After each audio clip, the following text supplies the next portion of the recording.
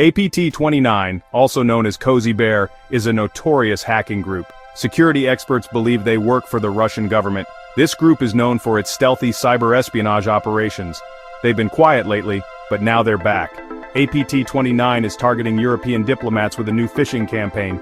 They're going after ministries of foreign affairs. Embassies and diplomats in the Middle East might also be targets. This campaign is quite sophisticated.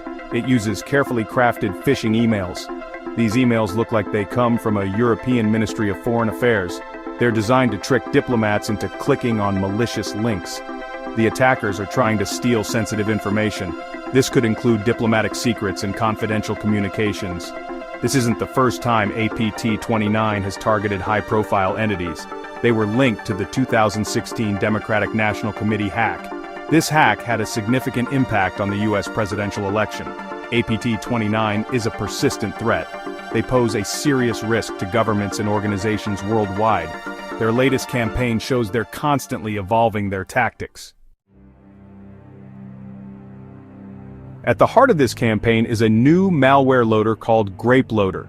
Malware loaders are like delivery trucks for malicious software. They infect a system and then download more dangerous payloads. GRAPELOADER is particularly stealthy. It's designed to evade detection by security software. It also helps the attackers establish a foothold in the target's network. GRAPELOADER is closely related to another malware family called WineLoader. WineLoader is a modular backdoor. This means it can be customized with different functions. These functions can include stealing data, logging keystrokes, and taking remote control of a computer. Researchers have found code similarities between GRAPELOADER and WineLoader. This suggests the two malware families are developed by the same group. The use of GRAPELOADER and WineLoader shows the attackers are constantly updating their tools. They're trying to stay one step ahead of security researchers. The attackers are also using obfuscation techniques to make their malware harder to analyze. To trick diplomats into installing GRAPELOADER, the attackers are using wine-themed lures. The phishing emails invite recipients to wine-tasting events. These events are supposedly organized by the Ministry of Foreign Affairs. The emails contain links to malicious websites. These websites host zip archives named wine.zip. When a target clicks on the link and downloads the zip archive, they unleash the malware. The archive contains a legitimate PowerPoint executable file named wine.x. It also contains a malicious DLL file named ppcore.dl. A DLL file is a dynamic link library. It's a type of file that contains code that other programs can use. The attackers use a technique called DLL sideloading.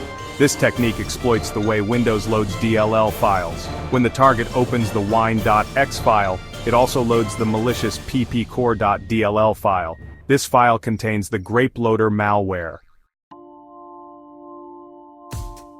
GRAPELOADER then gathers information about the infected computer. It sends this information to a remote server controlled by the attackers. The server responds with a second-stage payload. This payload is likely an updated version of the WineLoader backdoor. This gives the attackers persistent access to the compromised system. Interestingly, another Russian hacking group, GRAPELOADER, has also been active recently. They're targeting Ukrainian entities with a different type of malware. This shows that Russian hacking groups are engaged in a wide range of cyber espionage activities. These attacks highlight the growing threat of state-sponsored cyber espionage. Governments and organizations need to be aware of these threats.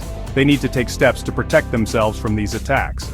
This includes training employees to identify phishing emails and investing in advanced security solutions.